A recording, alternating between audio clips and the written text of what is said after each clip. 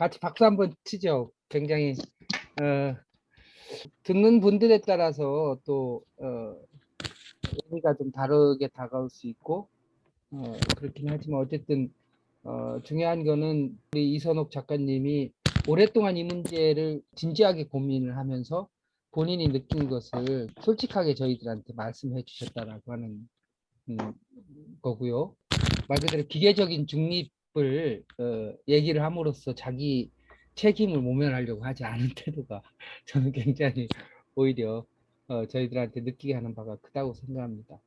그런가 하면 관심은 있는데 잘 잡히지 않아서 오늘 와서 좀 공부도 좀 하면서 좀 머릿속을 좀 정리하고 싶은 욕구가 좀 있으셨는데 오늘 말씀을 들으면서 야 이게 도대체 뭔고 이게 생각보다 굉장히 복잡하고 여러 가지가 얽혀 있구나. 이게 사회적인 변화, 그다음에 또 남녀 간의 역할 변화,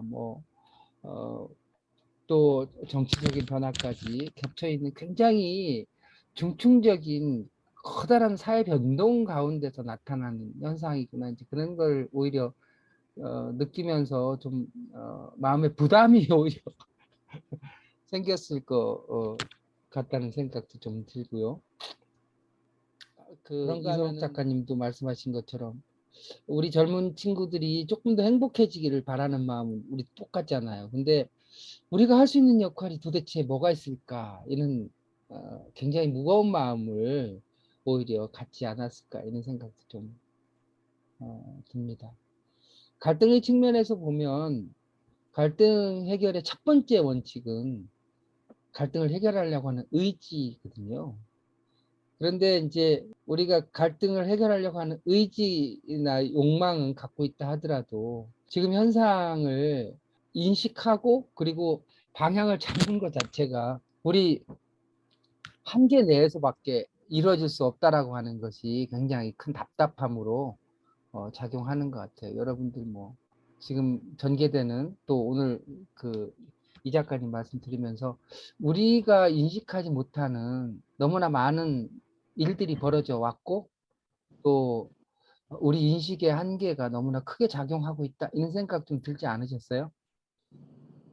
저는 우리가 산업사회로부터 디지털 사회로 전면적인 전환기에 있다라고 생각해요.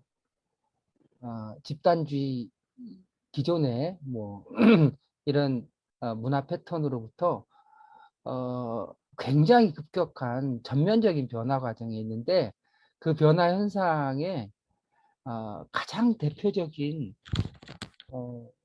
현상으로 드러난 것이 이 그 남녀 갈등 내지는 젠더 갈등으로 그것이 표출되고 있다. 라는 생각이 좀 들면서 오히려 젠더 갈등에 관한 문제 제기가 어떤 면에서 보면 우리가 이 이후에 우리 사회를 위해서 무엇을 할 것인가라고 하는 과제를 인식하게 하는 굉장히 중요한 계기가 된다라는 생각이 좀 듭니다. 그러니까 사실은 우리 사회에 다양한 문제들이 수없이 많이 등장하고 있는데 그 등장하고 있는 사안들이 안 보이죠, 잘. 그거를 차이를 구분할 수 있을 때만 그것이 보이는데 차이를 인식할 수 있을 정도의 차이에 대한 감수성이 우리한테는 굉장히 부족한 것 같아요. 근데 이 남녀 갈등이라고 하는 것은 어떻게 보면 그 엄청난 차이 가운데 우리한테 유일하게 포착되는 현상 아닌가 이제 그런 생각이 든다는 말씀이죠. 그런 측면에서 어떤 면에서 보면 우리의 생각을 가다듬고 그 우리 스스로를 바꿔갈 수 있는 굉장히 중요한 놓칠 수 없는 기회라고 하는 그런 측면도 있는 것 같습니다. 어쨌든 선생님 말씀하신 거를 뭐 정리할 생각은 없고요. 그 각자가 느낀 대로 이해를 하시면 될 것 같고 오늘 말씀 나온 얘기들 가운데 일단 선생님한테 조금 더 부연 설명이 필요하거나 한 부분이 있으면 질문하고 또 대답을 듣는 시간을 좀 가진 다음에 그냥 무차별적인 논의 시간을 좀 갖도록 그렇게 하겠습니다. 예. 일단 궁금한 거 질문거리부터 기본적인 것도 괜찮고 어, 아니면 오늘 말씀하신 내용 가운데 궁금한 게 있으면 먼저 질문하고 대답하는 시간을 좀 갖도록 하겠습니다. 목사님 말씀하십시오. 예, 안녕하세요. 제가 조금 늦게 들어왔는데 어쨌든 관심 있는 주제라서 좀 그 자료를 좀 읽어봤습니다. 음. 딴 거보다는 이선옥 선생님의 입장을 조금 더 듣고 싶은 생각이 있는데요. 전체적으로 무슨 말씀을 하려고 하는지는 충분히 이해가 됐고요. 지금 상당히 이제 세대별 갈등 구조로 치닫고 그것을 하고 있는 건 알겠는데, 그러면 이선옥 선생님이 생각하는 적어도 아까 이제 뭐 여기에 참여하는 2030 세대 중에서 난민에 반대하고 뭐 여러 가지 그런 부류도 있고 또 이제 남성들은 또 그렇지 않은 부류도 있다고 얘기하셨는데 그러면 이승호 선생님이 생각하는 그 기준? 뭐랄까 약간 지금 전체적으로 이렇게 혼돈된 상황에 이제 있다고 이제 얘기해 주셨는데 그러면 이승호 선생님 생각하는 그건 뭘까요? 어떤 걸까요? 또 어떤 걸 또 구체적으로 얘기할 수 있을까요? 예를 들면 지금 이런 갈등을 해결하기 위해서 우리가 나름대로의 목표치? 뭐, 그 정확한 데가 지금 말로 어떻게 설명을 해야 될지 아, 모르겠는데, 네네. 무슨 뭐, 말씀인지 어떤, 대충 느낌이 오셨을 느낌이 것 같아요. 보세요. 그러니까 내가 정확한 언어로 예, 설명하기 하면, 예를 들면, 적어도 이런 그 문제를 약간 좀 풀어가기 뭐랄까, 위한 네, 편향적이고 어떤 갈등 지향적인 이걸 극복하기 위해서 우리가 어떤 그게 시작해야 될 뭐 지점. 음, 어떤 부분에 서 있어야 음, 될 것인지 우리의 음, 입장은 어떤 부분이 있을지 이게 음. 조금 더 이제 설명해 주시면 좋을 것 같아서 제가 질문하고 싶습니다. 제가 말씀 들었을 때 느낌은 어쨌든 이게 굉장히 복잡하긴 하고 한데 이 문제를 풀어가기 위해서 우리가 기본적으로 꼭 그 가져야 될 어떤 꼬투리 같은 거 문제를 어, 들어가는 입구에서 우리가 가져야 될 어떤 태도일 수도 있고 뭐 관점일 수도 있고 그 부분을 좀 명료하게 좀 말씀을 좀 해주시면 좋겠다 이제 그런 말씀인 것 같아요. 어, 제가 선생님 모르시는 거에 대해서 정확한 요점을 잡은 대답인지는 모르겠는데요. 저는 일단 약자는 옳다라는 명제를 버려야 된다고 생각합니다. 특히나 진보 진영에서 활동하는 분들일수록 약자나 소수자라는 개념을 그냥 선제적으로 어떤 정체성 집단으로 분류해 놓은 후에 이들이 요구하는 것은 옳고 이들의 요구를 들어주는 것이 우리 사회의 의무다라는 공식으로 접근을 하는 경향이 굉장히 큽니다. 그런데 저는 그게 되게 갈등의 요인으로 작동한다고 생각을 해요. 그래서 저는 일단 그런 그 마무리에서 말씀을 드렸듯이 그러니까 권리의 단위가 개인이라는 원칙을 다시 한번 확인할 필요가 있다고 생각해요. 그렇게 접근을 하면 우리가 갈등하는 많은 사안에서 다 그것을 개별화해서 저는 판단할 수 있다고 생각합니다. 그런데 그 개별화의 원리가 작동하지 않기 때문에 많은 일들이 뭔가 해결되지 못하고 있다고 생각해요. 그래서 저는 사안사안마다 다 우리가 판단을 달리 할 수 있어야 된다고 생각합니다. 이것은 여성들이 요구하니까 피해자가 이렇게 얘기하니까 이것은 성차별 문제야 라고 전제하는 많은 것들에 대해서 저는 좀 제로 베이스에서 차분하게 균형을 가지고 보려는 노력이 필요하다고 생각해요. 네. 그리고 어떤 정책이나 제도의 문제로 본다면 저는 국가가 페미니즘 이념을 정책에 페미니즘 이념을 근거로 정책 위반을 해서는 안 된다고 생각하고요. 또 한 가지 얘기할 거는 아까 내가 찾으니까 얘가 잘 찾던데. DKD. 선생님이 물으시는 질문의 답이 지금 방향이 맞나요? 양 선생님이 물어보신? 뭐 맞을 것 같기도 하고 아닐 것 같기도 한데 그러니까 하여튼 뭐 어쨌든 저 지금 이제 개별로 접근한다는 그 말이 네. 맞을 것 같고 안 맞을 것 같고 동시적이라고 저는 좀 약간 양가적 감정이 있거든요.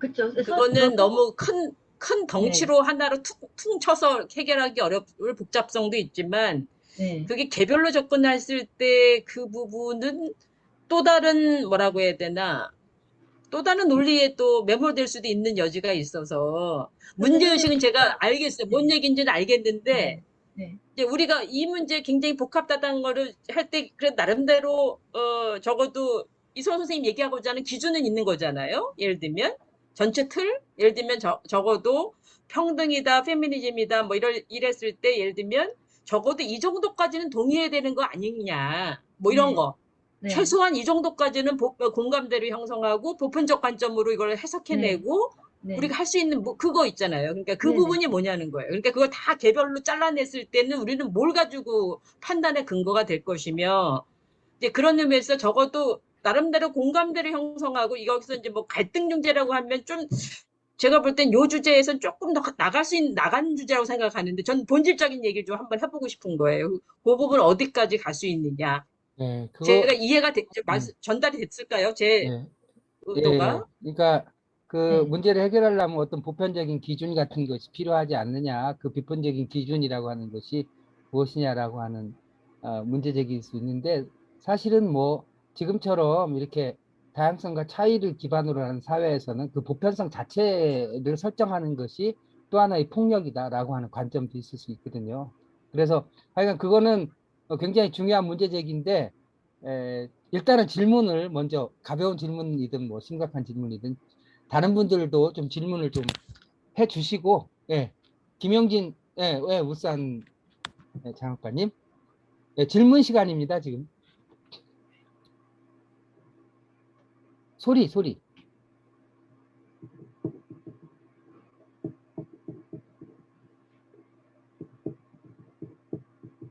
소리가 안 들려요. 김영진 장학관님 지금 소리가 안 들려요.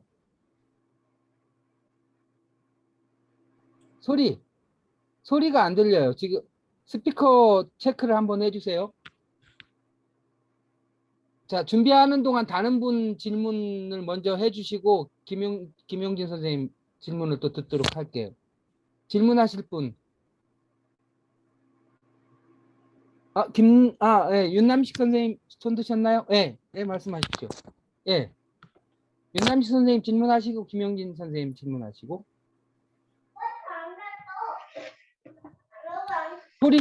소리. 네, 예, 네. 아, 예, 예, 됐습니다. 예, 말씀 잘 들었습니다. 되게 정리를 잘 해주셔서 머릿속으로 정리가 잘 돼서 감사합니다. 제가 질문할 건 두 가지고요. 하나는 제가 아까 그 성평등과 페미니즘을 다르게 본다라는 이야기를 하셨거든요. 그 개념에서 성평등이라는 개념은 일반적으로 그 단어가 주는 단어에서 탁 이제 개념하기가 편한데 페미니즘에 대한 이해는 사실은 학교에서도 제대로 가르쳐 주지 않았고 사회에서도 이제 방금 얘기하신 것처럼 여러 가지 왜곡되어 있는 점이 많아서 페미니즘을 혹시 어떻게 이해하시는지 좀 궁금하고 왜냐하면 아까 국가정책의 베이스에 페미니즘이 들어가면 안 된다라고 이제 말씀을 하신 부분에서 사실 제가 이제 전공하는 건 사회복지여서 사회복지는 이제 그 사회복지가 정책이 어떻게 흘러오는가라는 부분에서 자유주의부터 이렇게 하면서 지금은 페미니즘 생태주의까지 이제 사회복지 안에 이제 넣어야 되는 가치로 이제 이해하는데 왜 그 페미니즘이 정책의 이제 베이스에 깔리면 안 되는가라는 부분이 그것이 하나로만 이해되면 안 된다라는 건지 아니면 그것 자체가 사실은 이념이기 때문에 정책의 베이스로 깔려서는 적절하지 않다라는 것인지 그게 좀 저는 궁금하고요. 그 다음에 이건 되게 뭐 저기 지역적인 거긴 하지만 아까 표현의 출산율이라고 이제 표기를 하셨는데 저는 출생률이 어떨까라는 생각을 하는데 그 부분에 대해서도 한번 의견을 주시면 감사하겠습니다. 예. 질문을 모아서 대답하나요? 아니면 바로바로 대답을 할까요? 예, 일단 그러면 김용진 장학관님 질문까지 듣고 일단 예, 말씀을 좀 나눠보죠. 네, 이제 제가 말씀드려도 예, 될까요? 예, 소리 들리네요. 네, 컴퓨터가 안 되고 휴대폰으로 들어왔습니다. 저는 그 작가님 말씀 들으면서 마지막 18쪽의 이야기가 무척 인상 깊게 다가왔거든요. 특히나 우리 그 양미강 박사님 말씀에서도 얘기하셨던 것처럼 어떤 방향, 어떤 흐름에 대한 고민들을 계속하게 만들었는데 이번 선거에서도 이대남이나 이대여라는 이런 계층별로 청년 중에서도 남성과 여성에 대한 갈라지는 이런 갈등 부분들이 실제로도 투표라든가 아니면 어떤 표현으로도 나타났는데 이제 여기에서는 작가님은 가능하면은 이제 그룹화보다는 개별 사안별로 접근하는 것들이 어떨까 하는 얘기를 하셨거든요. 그래서 마지막 문장에서 남녀가 공통적으로 동의하는 것부터 차이를 극복하도록 기성세대가 노력해야 한다. 그러면 지금 지금 여기 포럼에 들어오신 분들 대부분이 기성세대들인데 저희들이 바라보기에 청춘 남녀들이 바라보는 시각들이 상당히 다른 부분들이 많이 느껴지고 있는데 작가님이 보시기에 그러면은 지금 상황에서 우리 이대남과 이대여라는 계급이나 투표에 대한 투표권 형성도 달라지는 그런 상황이라 해서 우리 청년들이 공통적으로 동의할 수 있는 것들 그리고 함께 사업을 하고 우리 다가오는 다음 세대를 위해서 기성세대가 어떤 안내와 준비와 고민을 해줘야 될지 그런 질문을 한번 드리고 싶었습니다. 질문이 사실은 좀 굉장히 좀 복합적이기는 한데요. 예. 그러니까 아까 말씀하신 성평등과 페미니즘 관련해 가지고는 간단하게 다시 한번 좀 정리를 해서 말씀을 좀 해주셨으면 좋겠고요. 출생률 뭐 이 부분은 뭐 금방 말씀을 하실 수 있을 것 같고 그러니까 이제 집단이나 정체성에 기반한 것보다는 개인과 그다음에 사안 중심으로 문제를 해결해 가는 것이 훨씬 더 바람직하다라고 말씀을 하신 거라고 저는 이제 생각이 드는데 그럴 때 우리 이선수 선생님이 생각하실 때 그런 공통사안의 대표적인 예가 있다면 어떤 것이 있을까? 그렇게 말씀을 좀 해주시면 좋지 않을까 싶습니다. 네, 성평등과 페미니즘이 다른 거는 다른 거죠. 페미니즘은 이념 중에 하나이고요. 성평등은 다른 것에 평등이 뭐가 있는지 모르겠는데 평등이라는 어떤 추구해야 하는 가치로서 기능하는 말이고 페미니즘은 명백하게 그 이즘이잖아요. 이념. 그러니까 성평등을 추구하는 길에 어떤 사람은 페미니즘만이 길이다라고 할 수도 있고 어떤 사람은 페미니즘이 아니어도 가능하다고 할 수 있는 거예요. 그런데 지난번에 장혜영 의원도 성평등에 동의하시면 당신은 페미니스트입니다. 이런 말을 해요. 네. 지금 전혀 맞지 않는 말이죠. 그러니까 성평등에 대해서 그런 동의하는 남성들이 다 페미니스트여야 되는데 그들은 페미니즘을 격렬히 거부하는데 그래서 그걸 우기면 안 된다는 겁니다. 이념과 가치를 구분해야 되고요. 저는 국가기관의 정책의 근본은 헌법이 되어야 된다고 생각합니다. 우리나라는 입헌민주주의 국가고요. 그래서 페미니즘이 말하는 성평등의 개념과 헌법상 평등의 개념은 달라요. 그러면 국가는 특정한 이념을 지지하거나 그 이념에 근거해서 활동하면 안 되는 중립성의 의무를 가지잖아요.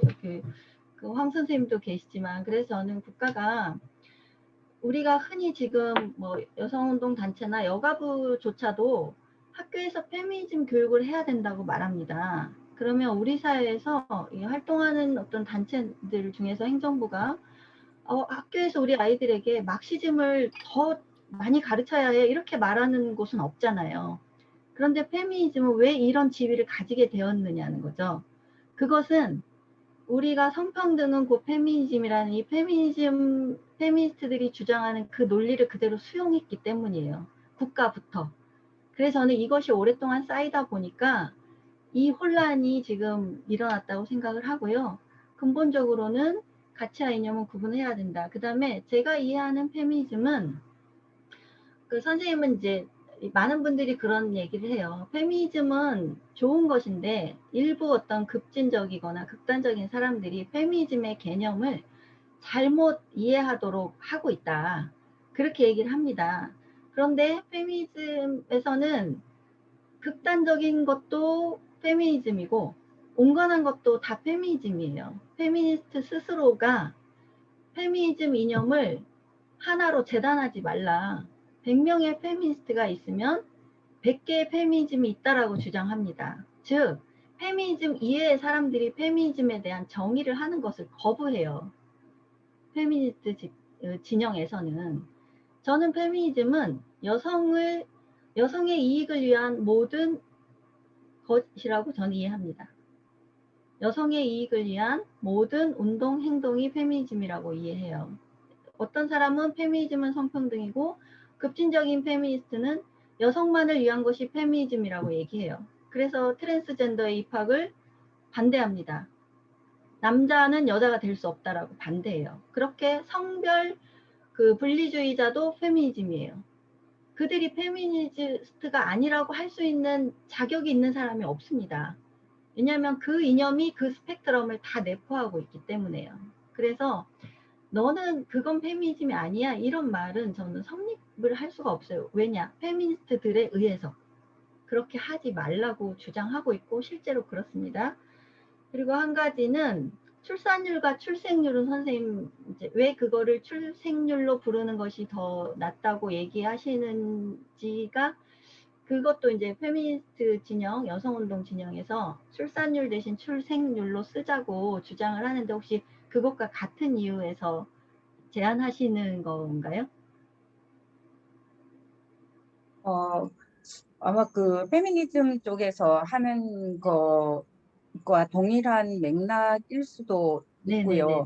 네. 제가 생각하기에는 예, 출산율이라는 부분하고 출생률은 네. 왜냐하면 그걸 보는 사람이 태어나는 예, 그걸 보는 그 시각이 다르기 때문에 그래서 네. 저는 출생률이라는 그 네. 표현을 쓰는 네. 시각이 제가 생각하기에는 네. 동의하기 때문에 그렇게 네. 말씀드렸습니다. 선생님 그런데 출산율과 출생률은 다른 개념이에요. 그래서 페미니스트 진영도 그거 철회했습니다.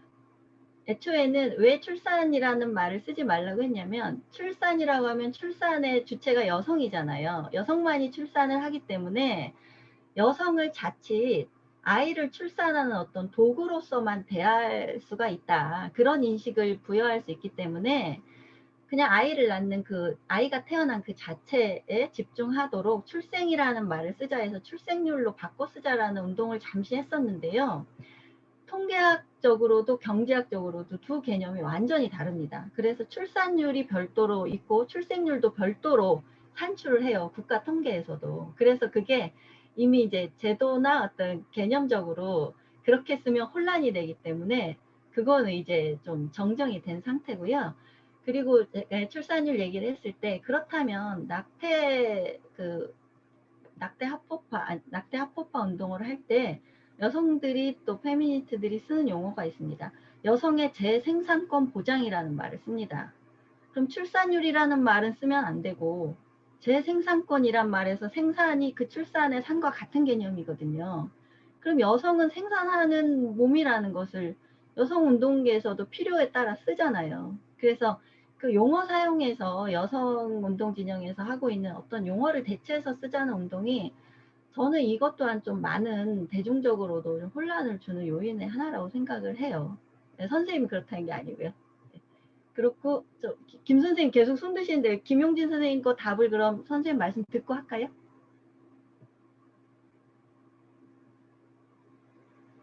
아니 저기 말씀을 네. 마저 하셔. 네, 아, 예. 김영 선생님 그럼 질문하시고 아까 김용진 네. 선생님 질문하신 그 네. 공통과제에 관해서도 말씀. 네, 김용진 선생님께서는 이제 기성세대가 그렇다면 어떤 준비를 해야 하는가 좀 물어오셨는데 저도 그러면 제가 아, 제가 일단 질문 말씀을 듣고요. 이선숙 선생님 작가님 네. 말씀 듣고 뭐 이 말과 연관되는 것이 있어서 하시려고 하는 거면은 예. 진행 발언이신 거죠? 하세요, 네. 선생님. 아니 이제 제가 네. 아마 여기 참여하신 분 중에 해화역 집회를 직접 목격한 유일한 사람일 아, 가능성이 예. 있어요. 제가 아, 예. 예. 저는 세 번의 집회를 모두 가봤습니다. 사실 아, 네. 제가 여성이긴 한데 집회 참여는 못했습니다. 거부당했어요. 왜냐하면 왜요? 30대 이하가 아니기 때문에 음. 세 번 다 거부당했습니다. 네. 어, 그러니까 그 나이 집회는 제한도 있었어요. 예, 그건 나이 제한도 몰랐네요. 있었어요. 나이 예, 제한도 그래가지고 오직 20대, 30대 여성만 참여할 아, 수 있고요. 펜스가 아주 겹겹으로 쳐져 있기 때문에요. 마치 아, 군대의 시위 같은 현상, 군대식의 시위입니다. 그 시 자체가. 근데 저는 그 시위를 보면서 상당히 충격을 오랫동안 받았고요. 그 시위를 해석하기 위한 많은 노력을, 정신적인 노력을 좀 했었습니다.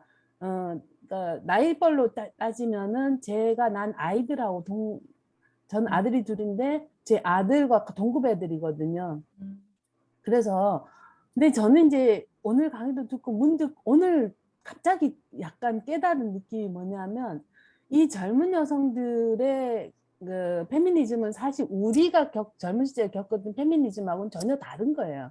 그러니까 같은 페미니즘을 쓰니까 자꾸 헷갈리는데, 그러니까 내 페미 젊은 여성들의 페미니즘은 다른데 저는 이거를 어떤 사상 체계 아니면은 사회 운동을 이끌어가는 정신 체계로 이해하기보다는 대중문화로 이해하는 것이 훨씬 더 정확하지 않나라는 생각을 좀 하게 돼요. 대중문화. 예를 들어서 그러니까 유럽에서 그러니까 뭐죠? 클래식이라든가 이런 고급 문화가만 있다가 엘비스 프레슬리가 갑자기 등장해서 굉장히 외설스러운 노래와 음악과 춤을 엄청나게 이제 보내면서 사회 문화적 충격이 굉장히 좋습니다. 저는 그 해화역 집회에서 나왔던 그 외설스러운 구호들과 그다음 젊은 여성들의 그런 그 절제되지 않은 많은 행동들 이런 부분들을 도덕적으로 단죄를 하는 것이 가치가 있을까 없을까 이런 생각이 드는데 사실 우리가 이 여성들의 행동을 너무 과대하게 너무 높은 위치에 반열에 올려놓고 해석하는 게 아닌가라는 생각을 좀 하게 되고요. 이거를 그러니까 우리 사회가 여성 억압이 굉장히 오랫동안 진행되어 왔었잖아요. 근데 20, 30대 여성들은 저도 애를 키워봤지만 절대로 억압하지 않아요. 오히려 남자애들이 무서워해요. 여자애들을. 근데 그러니까 해방된 여성들이 취하는 어떻게 보면은 새로운 대중문화로 이거를 좀 이게 뭐랄까 이게 결국 질났다는 의미가 아니라, 그러니까 이게 고민의 수준을 레벨을 뭐랄까 우리가 이즘이라고 하잖아요. 자유주의라든가 아니면은 무슨 평등주의 이거와 네페미즘하고를 너무나 같은 위치의 레벨로 놓고 계속 생각을 하려고 하니까 이게 머리가 계속 엉키기만 한다 이런 생각이 좀 들어서 말씀드립니다. 원래는 질문 시간인데 본인의 의견을 좀 얘기를 네, 아니 해주셔서 이 이게 이제 부스를 풀어가는데 조금 도움이 될 것 같아서 근데 말씀. 아까 이 네, 진행에 조금 혼선이 생겨 네, 죄송합니다. 제가 아까 페미니즘, 김 네, 선생님, 제가 아까 네, 김영진 장학관님, 선생님 거 답을 하고요. 네, 김 선생님 말씀에 제가 거기 동의를 안 하는 바가 아니라 사실은 악플을 달 필요도 없고 무플이 더 무섭다 그러잖아요. 무시해도 그만인 일일 수도 있었는데 제가 페미니즘을 제자리로 둬야 된다라고 얘기했던 것처럼 그게 무시되지 못한 일이 이미 벌어졌죠. 왜냐하면 온갖 정치인들이 가서 거기에서 지지하고 막 고무하는 격려하는 발언을 했단 말이죠. 그리고 7개 정부 부처 기관장들이 모여서 대책회의를 했어요. 그 대책회의가 이들이 원하는 요구사항을 다 들어줘야 된다 이거였거든요. 그러니까 남성들이 제가 그 시위를 기점으로 그 문재인 정부에 대한 지지가 완전히 떨어집니다. 그 집회가 굉장히 컸어요. 그 집회에 보인 반응이. 그러면 김 선생님 같이 문제의식을 가진 분들이 그 여성들을 대고 말하기보다 그 여성들에 대해 그 시에 대해서 그렇게 흥분하고 과하게 반응하는 그 주류 정치권이나 미디어나 이런 데에 대해서 굉장히 따끔한 어떤 비판을 해주셔야 되는 거죠. 그래야 우리가 어떤 일시적인 것에 흔들리지 않고 균형을 찾아갈 수 있는 건데, 그러한 노력이 부족했을 뿐 아니라 오히려 기성세대들이 더 막 그때 특히나 이제 586 세대 남성들이나 이런 데에서도 더 그걸 보고 정치권과 똑같은 반응을 보였기 때문에 이제 사태가 꼬였다고 보고, 저도 선생님 말씀처럼 이게 문화운동이 맞습니다. 맞는데 문화운동이 어쨌든 그들이 그 문화운동을 펼치고 그 운동을 통해서 얻고자 하는 어떤 제도화된 요구들은 다 페미니즘의 논리에 기반해 있습니다. 왜냐하면 이들이 그 시위에서는, 제가 이런 말을 써서 죄송한데, 무존 유죄, 유존 무죄라는 구호를 써요. 네. 그런데 그것을 제도로 이들이 요구할 때는 어떻게 하느냐, 여성이 성폭력 그 피해자로 고소를 했는데 역으로 무고를 당하면, 여성이 무고를 당했을 때는 수사하지 말라고 요구합니다. 이런 거예요. 이게 그 집회에서 어떤 막 그런 약간이 아니라 매우 선정적이고 급진적인 구호를 벌인다고 해도 결국 그들이 요구하는 제도적인 그 요구는 페미니즘 논리에 근거해서 요구를 하게 된다는 거죠. 그 구심으로서 페미니즘이 작동하고 있기 때문에, 이것이 저도 페미니즘 세례를 받은 세대지만 그것과 뗄 수가 없다는 겁니다. 그러니까 분리가 안 된다는 거예요. 그리고 김용준 선생님이 아까 물으셨던 그게 이제 제가 하고 싶은 얘기 중에 하나이기도 한데요. 제가 아까 그러니까 집단에서 개인으로 권리의 단위를 이전하고 약자성이 아니라 취약성으로 정책이 이동해야 된다라고 말씀드렸던 거에서 이 답이 저는 답을 생각하고 있어요. 뭐냐 하면, 우리가 여성은 약자고 여성은 피해자이기 때문에 여성에 대한 더 특별한 지원이 필요하다는 그 구도의 접근이 아니라, 국민 각자가 가진 취약성에 대처한다라고 했을 때는 지금 2030 청년 세대가 가진 가장 큰 문제점은 일단 취업이겠죠. 취업이 불안정하고, 그 다음에 주거도 당연히 불안정하고, 그 다음에 여성들의 경우에는 안전 문제에 대한 불안이 크고요.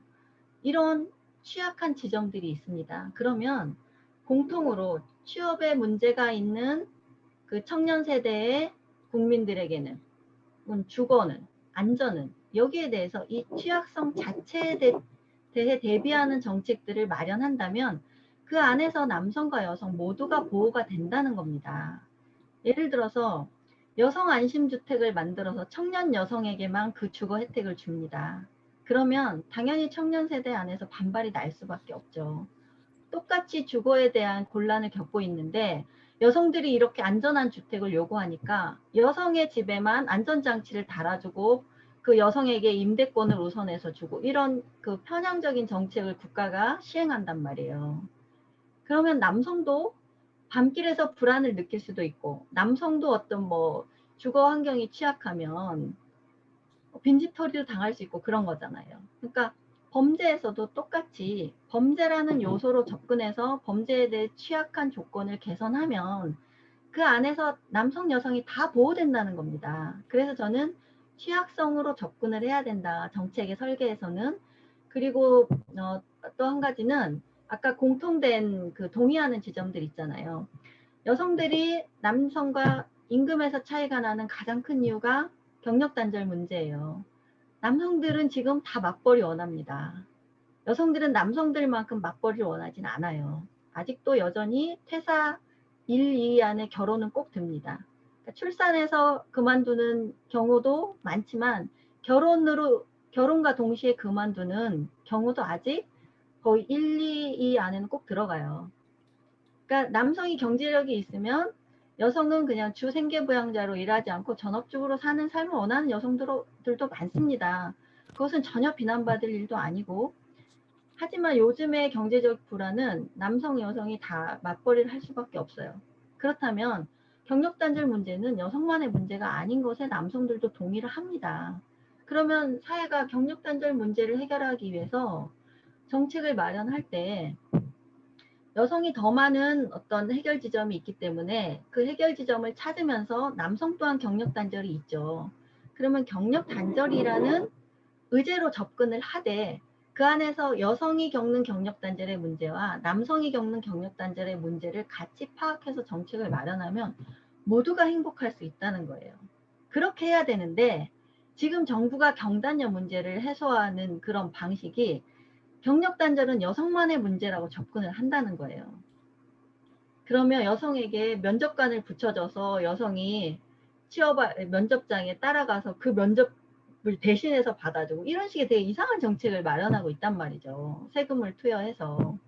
그러니까 이런 문제를 해소하는 것에서 저는 국가가 중심을 잡고 우리 기성세대들이 이들을 그러니까 갈등하지 않는 방식으로 계속 공통된 어떤 취약성을 해결하는 쪽으로 이 보편의 관점이 저는 필요하다고 생각합니다. 특수의 관점에서 보편의 관점으로 오히려 다시 복원시키는 것이 저는 지금의 갈등을 더 이상 낳지 않는 그 중요한 방법 중에 하나라고 생각을 해요. 선생님 9시가 넘었는데 언제 끝나나요? 글쎄 말이에요. 오늘 그 발제 시간이 네. 조금 그 길어진 측면도 있고 아, 그런가 그래요? 하면 이제 40분 넘었나요? 저 네, 40분에 그럼요. 맞춘다고 했는데. 아, 예, 1시간쯤 했습니다. 예, 그 시간이 그렇게 빨리 가는 거예요. 그래도 이렇게 오늘 같은 주제는 하고 싶으신 말씀들이 다들 조금씩은 네. 있을 거예요. 네네네. 예, 그래서 모든 분들이 다 그렇다고 말씀을 하다 보면 시간이 부족할 것 같고 적어도 한 30초 정도씩이라도 의견이 있으신 분들은 말씀하실 기회를 드릴게요.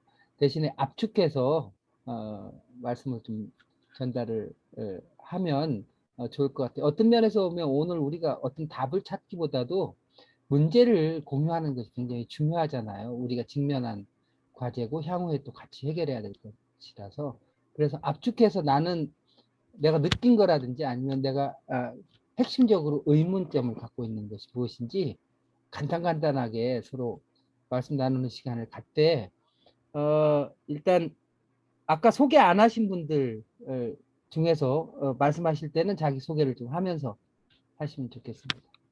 네, 간단하게 말씀을 좀 하시죠. 뭐 우리 김윤정 선생님 위원장님 한 말씀 하십시오.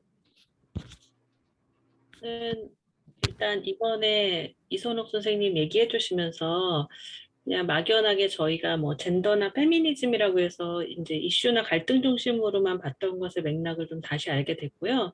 그리고 이전에 그 기사 중에 이제 이엘 배우 건 이슈 선생님 쓰신 거죠? 네. 그 이제 기사를 한번 좀 참고를 해보면서 어떻게 보면은 저희가 페미니즘이라고 하는 것을 굉장히 좀 날카로운 측면으로 인식하는 것들이 굉장히 많은데 좀 포용적 관점에서 생각을 하고 또 일상 속에선 저희가 노력할 수 있는 것을 평등이라고 하는 부분에 맞춰서 저울질을 하는 것이 필요하겠구나. 그래서 너무 이슈에 매몰되지 않는 좀 중립성을 가지는 것이 좋을 것 같다는 생각을 오늘 깊이 하게 되었습니다. 고맙습니다. 네. 쭉 말씀 듣고 나중에 이선옥 선생님 이렇게 정리해가지고 말씀하실 기회를 좀 드릴게요. 임혜숙 선생님 한 말씀 하십시오. 아, 네. 저도 사실은 항상 그 페미니즘하고 이런 얘기하면 또 항상 뭐 아들 키우는 엄마에 대한 관점이 또 항상 이렇게 나오게 되잖아요. 그러면서 저도 이걸 판단하기가 굉장히 힘든 사안이라고 생각을 했는데 되게 와닿았다는 말씀 중에 하나는 결국은 이제 이 취약성의 우리가 관점으로 어떻게 하면 우리가 좀 다 같이 시민으로서 우리가 이 사회를 잘 살 수 있는가라는 그런 관점으로 문제를 해결하는 게 맞겠다. 결국 이렇게 편 가르고 나누지 말고 어떻게 하면 같은 시민으로서 시민성을 키우는 그런 교육과 그런 사회 분위기를 만들 수 있을까? 좀 그런 고민을 하게 되었습니다. 감사합니다. 네. 지금 얼굴 나와 있는 분들 그냥 인치현 선생님도 한 말씀 하시고, 예, 그다음에 안자호 선생님 쭉 한 말씀씩 하십시오. 소리. 네, 당진 공론 포럼의 임치현입니다. 네, 이선욱 작가님 좀 강의를 잘 듣고 싶어서 제가 사서 읽었습니다. 역시. 물개 같다. 네, 읽고 좀 들으니까 좀 전혀 몰랐던 내용을 좀 알게 돼서 당진 참여연대 활동을 하면서 청년 2030이 한 명 있다가 또 나갔거든요. 그래서 고민도 많이 되고 이게 아들은 지금 20대 초반인데 이제 많은 얘기를 좀 해야 되겠다. 또 갈등을 좀 의지를 가지고 이들의 좀 시각을 좀 알아보고 또 이제 같이 눈높이를 좀 맞추는 작업을 스스로 좀 해야 되겠다. 그런 의지가 좀 생겼습니다. 좀 열심히 네, 좀 좋습니다. 해보고 싶습니다. 네네. 그 다음에 여기 우리 지금 이혜주 선생님, 학교 선생님 오랫동안 그 교직에 계셨던 선생님이 채팅방에도 의견을 올리셨는데요. 선생님 한 말씀 하십시오. 이혜주 선생님 단톡방에도 의견을 쭉 올려놓으셨는데 예. 소리가 안 들려요. 네, 한 말씀. 소리가 안 들리네요. 예. 소리가 안 들려요. 문화 현상이라고 하는 측면에 동의한다라는 말씀을 해주셨고요. 그 다음에 우리 운영위원 이사님이시기도 한 이한구 의원님 한 말씀 하십시오. 본인 소개 겸. 네, 저 이한구입니다. 오늘 말씀 잘 들었고요. 많은 도움이 됐습니다. 감사드립니다. 예. 예. 예, 손승락 선생님 조금 늦게 들으셨네요. 예, 저 내용을 잘 모르겠어요. 그냥 듣고만 있었습니다. 예, 이거 녹화해가지고 우리 그 공론 포럼 분들은 다시 볼 수 있게끔 할 거니까요. 조금 늦게 들어오신 분들은 앞부분을 좀 참고를 하시면 될 것 같고요. 예. 그 다음에 강길모 위원장님 한 말씀 하십시오. 네, 말씀 잘 들었습니다. 이 작가님이 어떤 면에서는 굉장히 용기를 내주신 거라고 생각이 들고요. 작가님 말씀 잘 듣고 저도 좀 더 용기를 내서 삶 속에서 내가 당면한 거 했을 때 무엇이 실상이 누가 옳은가가 아니라 정말 무엇이 옳은가라는 관점에서 한 번 더 나아갈 수 있다는 그런 용기를 갖게 됐습니다. 고맙습니다. 네. 네, 다른 분들 제가 지금 이렇게 얼굴 보이는 분들 이렇게 말씀을 드린 거고 얼굴은 여기 화면에 나오지 않지만 말씀하실 분들 김용진 선생님 아까 말씀하셨고 박정인 선생님, 허만경 선생님 하신 말 우리 황도수 교수님 한 말씀 하십시오. 예.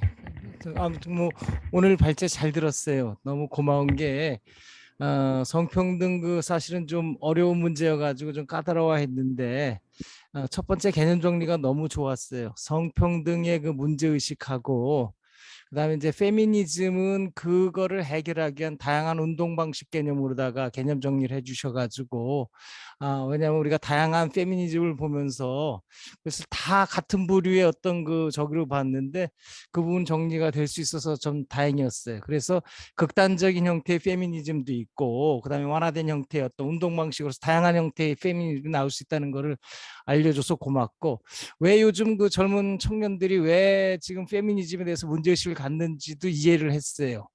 이 문제의식이 여성 혐오 개념을 들어서면서 이게 문제가 심각해진 것 같아요. 그냥 왜냐하면 내가 차별받으니까 내 차별 문제를 좀 해결해달라 이런 문제가 아니고 네 남성들은 나를 혐오하는 거 아니냐라고 해가지고 이제 적대적 관계로다가 이제 넘어섰고 그거를 이용하면서 기존에 있었던 어떤 그 약자 의식하고 결합되면서 어디까지 갔냐면 지금은 성문제에 관한은 다 범죄화를 만들었거든요. 사실은 이게 이제 개인적 문제는 법적으로는 다 손해배상으로 해결해야 되는데 그것을 이제는 어디까지 갔냐면 이제 국가 공권력을 이용해서 이제 범죄로다가 만드는 거죠. 거기에 이제 말씀하셨듯이 피해자 중심주의하고 요즘에 2차 가해 개념이 들어서면서 말 그대로 여성 운동하는 사람 마음대로 모든 걸 결정할 수 있는 분위기까지 가니까 남성들이 그럼 나는 어떻게 살아야 가느냐라고 하는 이제 문제가 생기고, 원래 목적이었던 아주 그분도 저도 전적으로 공감하는데, 청년 남녀들이 예전처럼 마음껏 사랑할 수 있고 건드릴 수 있어야 되는데 대시도 못하는 거예요. 건드렸다 하면 성희롱이나 성폭력이 되니까. 저도 이런 세상은 아니라고 보고요. 남녀가 조금 서로들, 남녀뿐만 아니라 살아가면서 실수를 할 수 있거든요.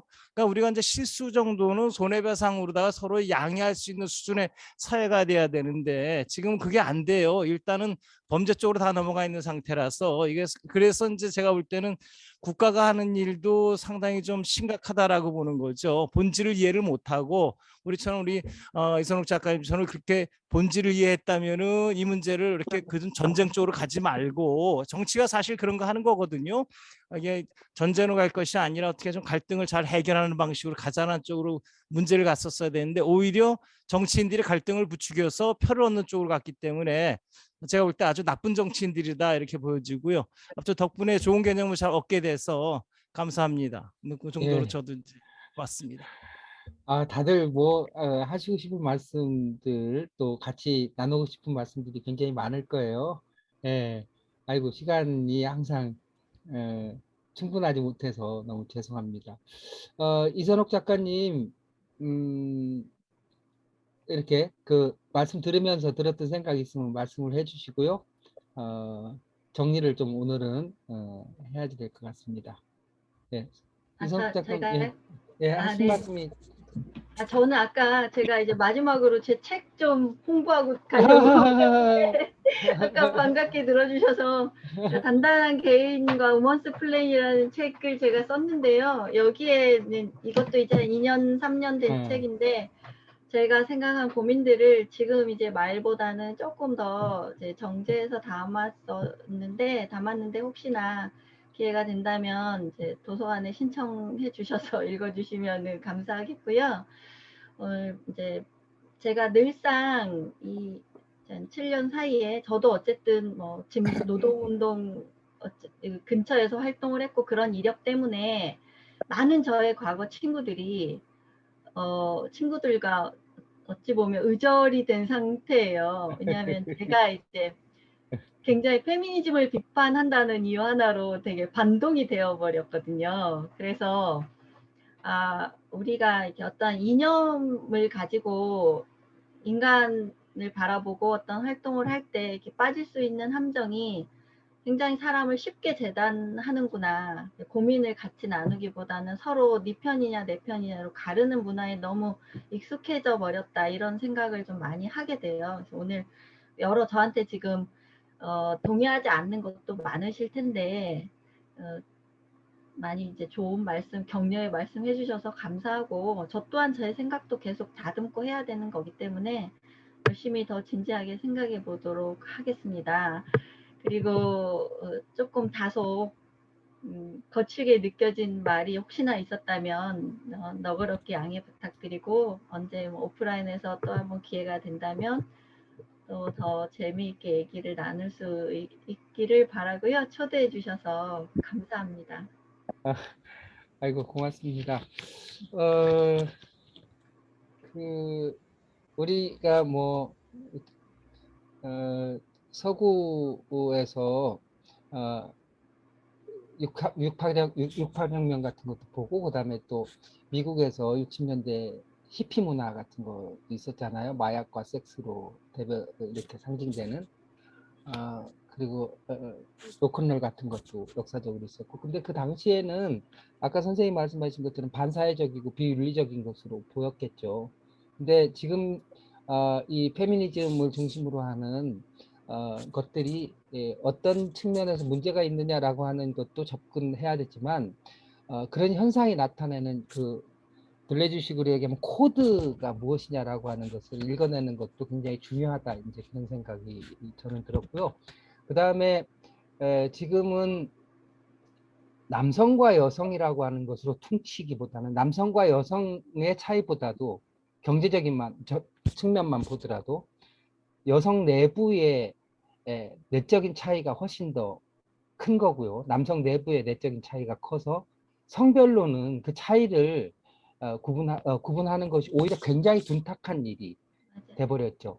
그래서 사안에 따라서는 여성이 갖고 있는 특수성이라고 하는 것을 보완해야 되지만 차이에 착목하는 것, 차이를 포착할 수 있는 지혜가 굉장히 중요하고 그런 것은 바로 산업사회가 갖고 있었던 이분법적인 세계를 넘어서서 이 차이에 기반한 사회로의 전면적인 전환이 필요한 우리 스스로 그런 과제를 지금 안고 있다 이렇게 생각을 하고 이런 그 젠더 갈등, 그 성별 갈등을 계기로 해서 우리의 낡은 의식은 어떤 것이었는지를 포착해내는 것이야말로 정말로 우리가 해야 될 일 아닌가 이제 그런 생각을 해보게 되었습니다.